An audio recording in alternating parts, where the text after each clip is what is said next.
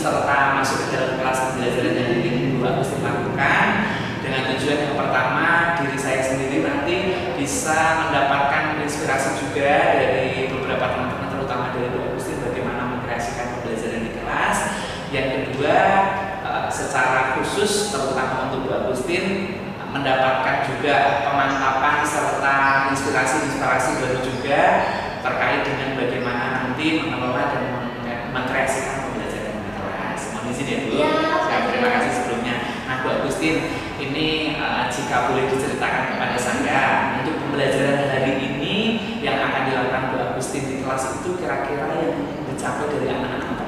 Pertama Pak Jo, karena saya materi IPS, materi yang akan saya sampaikan nanti kan mobilitas sosial. Nah terkait dengan materi tersebut, saya mempunyai beberapa tujuan. Yang pertama itu jelas anak itu mempunyai pengetahuan bahwa seseorang itu memiliki kemampuan untuk dapat berpindah status sosialnya. Harus mengetahui apa itu mobilitas sosial dulu. Kemudian nanti anak juga diharapkan mengetahui apa saja bentuk-bentuk mobilitas sosial. Selanjutnya anak bisa menjelaskan atau juga menyebutkan faktor pendorong, faktor penghambat, bahkan saluran-saluran untuk mencapai perpindahan status sosial yang disebut mobilitas sosial itu. Demikian luar biasa ya. Artinya ini kan nanti mereka hubungannya dengan kondisi sosial mereka di sekitarnya ya. Diri mereka, keluarga mereka, mungkin tetangga-tetangga dan mungkin juga lingkungan pekerjaan nantinya mereka ya. Nah, kira-kira Bu, dari sekian banyak tujuan yang ingin dicapai, itu kira-kira yang ingin dikembangkan secara khusus dari anak-anak apa? Kalau saya secara garis besar memang ada dua. Yang pertama dari pengetahuannya dulu Pak Jo. Jadi anak itu saya harapkan dapat mengetahui seluruh mobilitas sosial. Kemudian nanti mereka bisa berdiskusi tentunya. Di situ nanti saya akan menyiapkan diskusi, waktu untuk diskusi. Yang kedua dari segi keterampilannya Pak Jo. Jadi saya mengharap anak itu mempunyai keterampilan untuk bekerja kelompok ya, mengembangkan sikap gotong royong juga di situ bersama-sama membahas masalah dari mobilitas sosial itu nanti. Jadi harapannya tentunya dengan cara-cara yang khusus ini ya Bu, mereka apa ya, secara sosial sendiri mereka mobile gitu ya, nantinya ya. Jadi saya sangat berharap nanti ini bisa berjalan dengan lancar Bu Agustin. Nah kira-kira Bu Agustin, tujuan sudah ditetapkan, kemudian yang ingin sekali dikembangkan juga sudah ada di benak Bu Agustin. Kira-kira untuk bisa nanti anak-anak mencapai itu semua, kira-kira strategi apa yang Bu Agustin akan gunakan? Strateginya karena menggunakan RPP yang berdiferensiasi, saya memiliki beberapa strategi. Yang pertama harus adanya perbedaan konten atau materinya. Jadi secara garis besar nanti akan saya juga bagi dua, ada yang membahas mobilitas sosial vertikal dan yang kedua mobilitas vertikal horizontal. Itu yang dari kontennya sehingga mereka berbeda. Yang kedua dari prosesnya Pak Jo, karena kontennya sudah berbeda maka prosesnya juga berbeda dalam hal diskusi itu nanti. Yang ketiga produknya, nanti anak akan membuat produk sederhana saja. Siap, ini sepertinya terlihat sangat luar biasa. Mudah-mudahan nanti hal-hal yang sudah direncanakan nanti diaplikasikan di dalam kelas, mudah-mudahan anak juga bisa berkembang dengan baik, tujuan akhirnya bisa tercapai ya. Iya, betul. Baik, siap. Kalau begitu terima kasih Bu Agustin. Nanti kita akan ketemu bersama-sama di kelas, di kegiatan pembelajaran. Laksanakan sebaik mungkin, lakukan saja seperti biasa ketika Bu Agustin berproses dalam kegiatan pembelajaran. Anggap saja saya tidak ada di dalamnya gitu. Jadi saya hanya mengamati saja. Begitu ya Bu Agustin. Baik, terima kasih Bu Agustin. Sampai ketemu ya Bu Agustin. Salam berbahagia.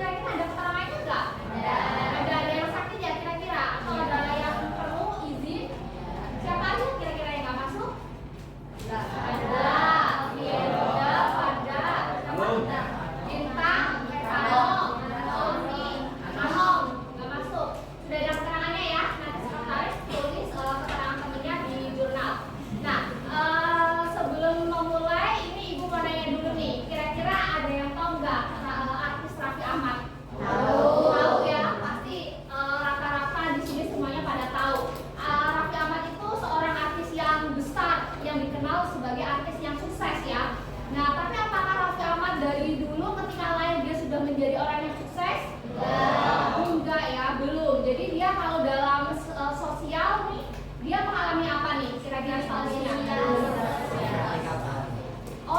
Sosial vertikal naik, berarti mengalami kenaikan ya, yang darinya artis biasa jadi sekarang artis yang sukses. Bahkan sebelum jadi artis sempat Raffi Ahmad itu meniti karir dengan susah payah ya. Ini nanti kamu mau nggak seperti Raffi Ahmad nih? Oh ya, jadi orang yang sukses. Tapi sebelum itu pembelajaran kali ini akan berkaitan dengan itu. Nah, hari ini kita akan belajar mobilitas sosial ya. Mobilitas sosial, kemudian beberapa tujuan. Jadi tujuannya itu kalian nanti diharapkan tahu apa sih itu mobilitas sosial, kemudian bentuk-bentuk mobilitas sosial, dampaknya, kemudian faktor pendorong, faktor penghambat, kemudian nanti ada saluran-saluran mobilitas sosial. Itu satuan materi kita ya. Nah, hari ini pembelajaran selain berdiskusi nanti juga kalian akan harapan bisa membuat suatu produk ya. Nanti ditulis di kertas karton secara berkelompok. Nah, kemudian Ibu tanya dulu nih, tadi kan mobilitas sosial yang akan kita bahas. Kira-kira di sini sudah ada yang tahu belum apa itu mobilitas sosial? Perpindahan status sosial. Nah, kira-kira bentuk-bentuk mobilitas itu ada berapa? Ada dua. Ada yang bisa menyebutkan yang pertama? Vertikal dan horizontal. Oh, vertikal dan horizontal. Nah, vertikal itu kira-kira dibagi lagi nggak? Ada dua. Apa tuh? Vertikal naik dan vertikal turun. Nah, ini Ibu punya satu video, salah satu kisah sukses seorang tokoh ya. Jadi tokoh tersebut itu dulu juga meniti karirnya dari bawah, kemudian sekarang menjadi orang yang sukses.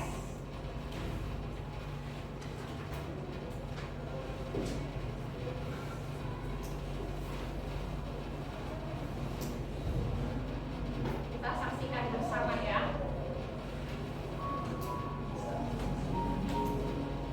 Belajar dari biografi Bapak Khairul Tanjung, si anak singkong, sang pendaki tangga kesuksesan dari pekerja serabutan hingga mempunyai kerajaan bisnis di berbagai bidang. Dan kesuksesannya itu dimulai dari nol. Julukan si anak singkong yang disematkan kepada Khairul Tanjung dikarenakan beliau memiliki latar belakang keluarga yang sederhana. Mari kita simak kisahnya agar dapat menginspirasi kita semua.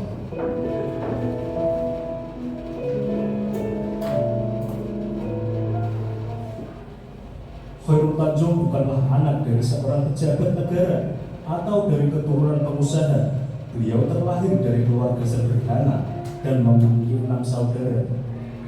Kehidupan yang sangat sederhana tidak membuat Khairul Tanjung putus asa. Beliau tetap berusaha menempuh pendidikan dengan baik. Setelah menyelesaikan pendidikan SMA, Khairul Tanjung bertekad melanjutkan pendidikan ke jenjang universitas dengan mengambil jurusan kedokteran gigi di Universitas Indonesia pada 1987. Pada masa kuliah, beliau tidak mau membebani orang tuanya dengan biaya kuliah dan biaya hidup. Beliau berusaha keras dan mencari cara agar dapat membiayai dirinya sendiri, seperti jualan buku-buku kuliah, jualan kaos, jasa fotokopi, dan lain-lain.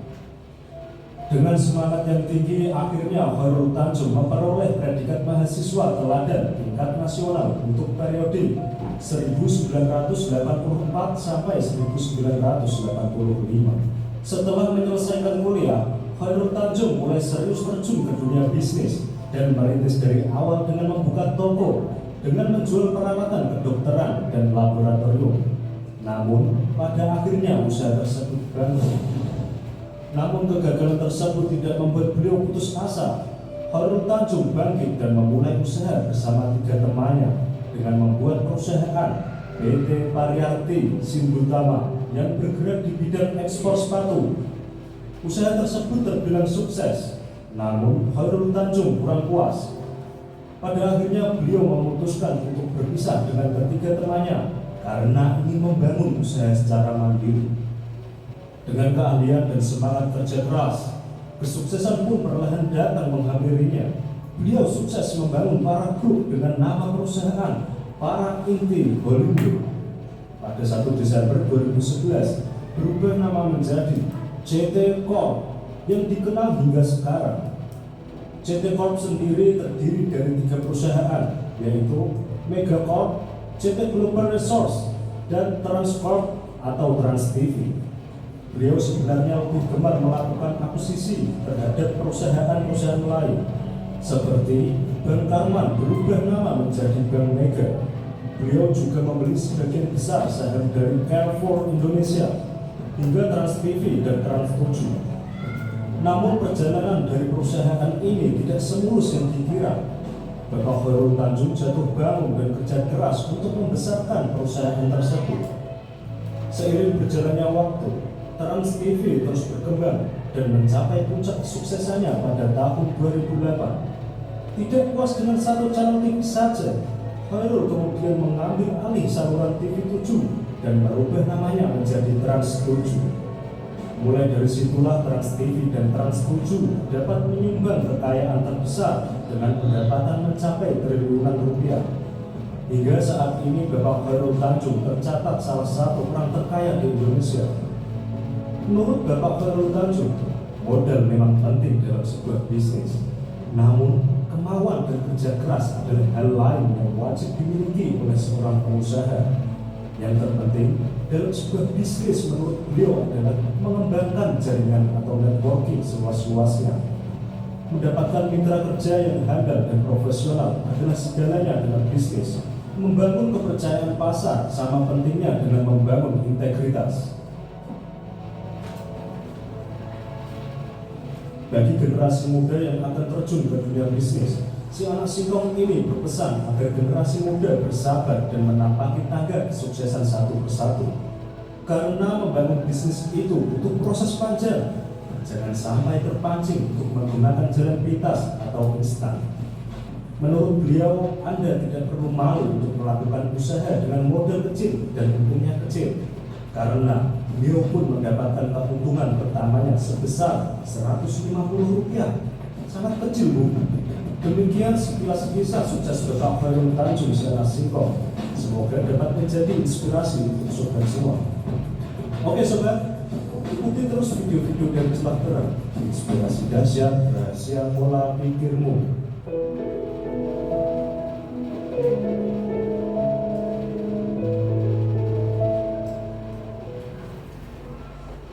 Setelah kamu menyaksikan video tadi, kira-kira apa yang bisa kamu ambil dari video itu? Khairul Tanjung, giginya, semangatnya betul. Dulu Khairul Tanjung itu belum sukses ya. Ternyata sekarang Khairul Tanjung pemilik apa? Iya, Trans TV, Trans 7 yang kamu lihat setiap hari di TV ternyata milik Khairul Tanjung. Beliau itu meniti karir dari yang paling kecil, yaitu ngapain tadi? Jualan kaos, terus ngapain lagi? Jasa fotokopi, terus juga jual beli alat kedokteran. Dia juga apa yang bisa membuat dia mempunyai penghasilan walaupun itu kecil. Jasa fotokopi dia lakukan ya. Dari bisnis yang kecil itu lama-lama ternyata bisa menjadi besar, ya kan? Nah, jadi ibu harapkan nanti kamu juga bisa seperti itu. Video ini memotivasi kamu untuk melakukan perubahan status, mengalami perpindahan status ya, terutama dari yang rendah terus naik ke atas terus-terusan sehingga kamu menjadi anak yang sukses. Nah, sekarang kita akan mulai belajar intinya ya. Jadi ada 2 materi, vertikal dan horizontal. Itu akan dibagi menjadi 2 kelompok besar.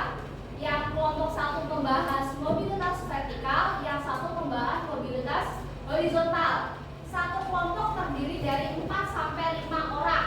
Silakan. Jadi bisa sebelah sini yang vertikal, silakan ya. Berarti kelompok 1, kelompok 2, kelompok 3 membahas mobilitas vertikal. Terus belakangnya Endang, Husna, sama belakangnya mobilitas horizontal. Erik terus sampai Gwen yang horizontal juga. Terus kemudian nanti yang belakang bergabung yang horizontal juga. Paham nggak? Ada yang mau ditanyakan tentang pembagian kelompok? Kalau sudah silakan kursinya digeser, kalian duduknya berkelompok, akan ibu bagikan lembar kerjanya. Silakan.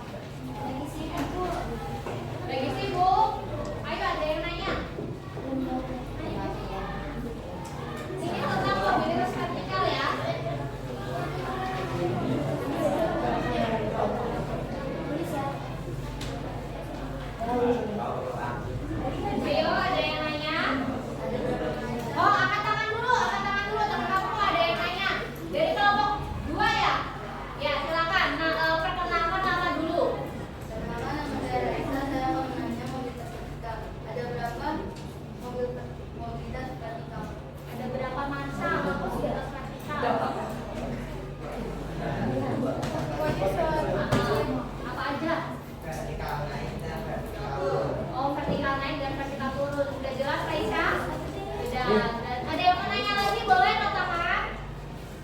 Udah pada jelas nih. Udah, berarti silakan ditutup dulu. Sebelum kembali ke tempatnya.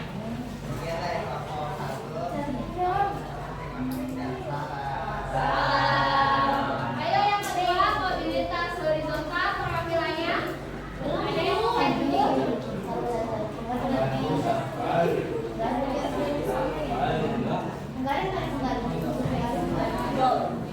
ya udah, karena tadi sudah ada yang presentasi, waktunya sudah habis, silakan menghadapnya ke sini dulu ya. Ya, menghadapnya ke sini dulu. Sudah menghadap ke sini. Ini waktunya sudah habis. Yang pertama, coba setelah kamu tadi mengerjakan LKPD, kemudian kamu sudah membuat produk yang ada di kertas karton bermacam-macam ya.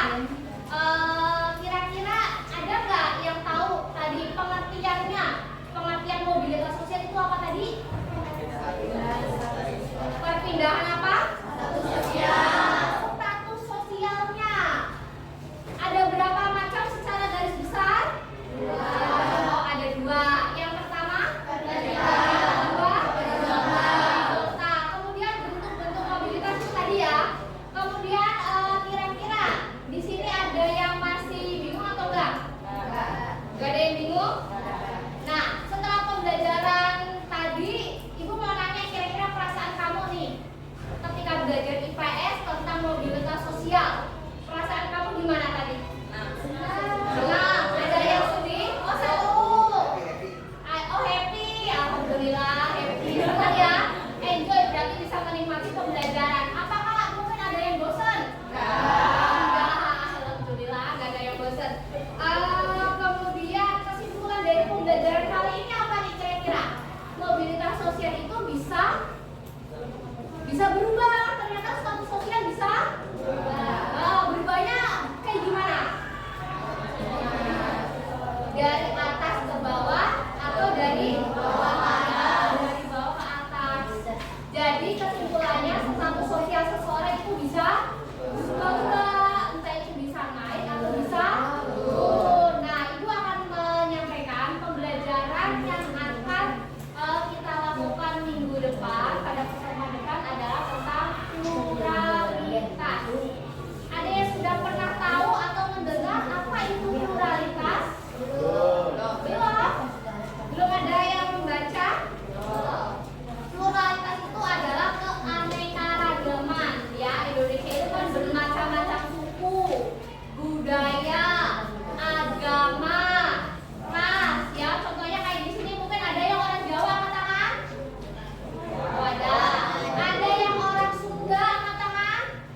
Ada yang orang Betawi.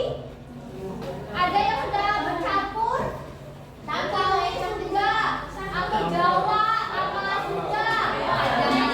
Nah, itu yang akan kita pelajari minggu depan. Ya, sebelum menutup pembelajaran, alangkah lebih baiknya kita berdoa dulu ya. Salah satu siswa ketua kelasnya bisa dipimpin doanya. Berdiri. Bersiap. Adalah teman-teman untuk mengakhiri pelajaran hari ini. Alangkah baik kita berdoa terlebih dahulu menurut agama dan pribadi masing-masing. Berdoa dimulai.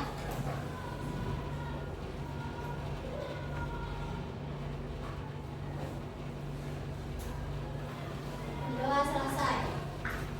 Ya, terima kasih. Kita akan ketemu lagi minggu depan. Salam dan bahagia ya. Salam Warus. Ya, terima kasih ya, Nak.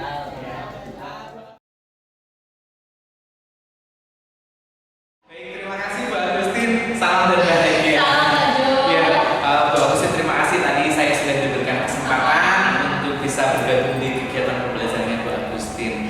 Nah, Bu Agustin, sebelum kegiatan pembelajaran kita sudah ngobrol. Iya. Bu Agustin sudah punya rencana A, rencana B, rencana C, sampai strategi-strategi yang disiapkan. Menurut Bu Agustin secara pribadi, apa yang sudah berjalan dengan baik tadi? Kalau saya lihat tadi yang pertama dari diskusinya Pak Jo. Jadi anak-anak ternyata selain mereka antusias, mereka juga di dalam kelompok itu sudah membagi-bagi tugasnya. Tadi saya membagikan LKPD, ada beberapa lembar, tugas yang dikerjakan juga ada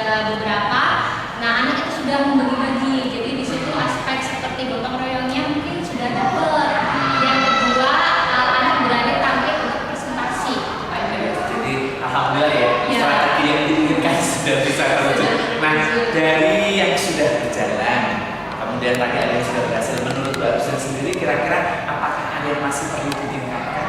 Ada, menurut saya keberanian untuk bertanya mungkin ya Pak Jo ya. Memang sudah ada yang bertanya, namun belum banyak, hanya satu siswa. Nah itu mungkin yang akan saya tingkatkan, itu berani bertanya, lebih aktif ketika presentasi, diskusi gitu tadi di kelas.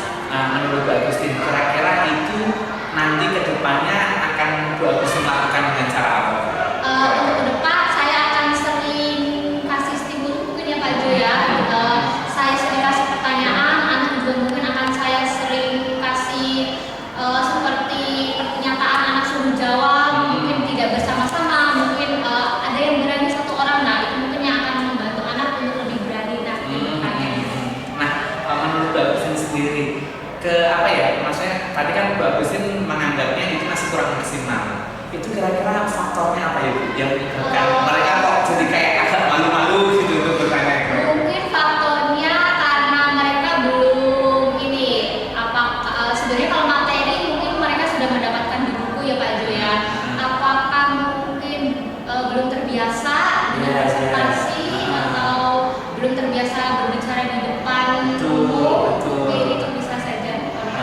Atau mungkin juga perlu ada apresiasi tambahan mungkin ya. Jadi ketika mungkin mereka bertanya atau menjawab misalnya entah diberikan tanda bintang atau mungkin kan gitu ya. Kalau menurut Bu Agustin, apakah kira-kira itu maksudnya kita bisa lecut nggak sih sebetulnya gitu? Iya bisa dengan apresiasi mungkin tepuk tangan, misalnya ya. Sehingga mungkin barangkali yang semula masih ragu-ragu, khawatir nanti kalau pertanyaannya khawatir salah mungkin ya. Mungkin dalam arti nanti ke depannya bisa jauh lebih cair lah suasananya, sehingga pembelajaran diskusi juga bisa berjalan lebih ramai lagi, lebih baik lagi.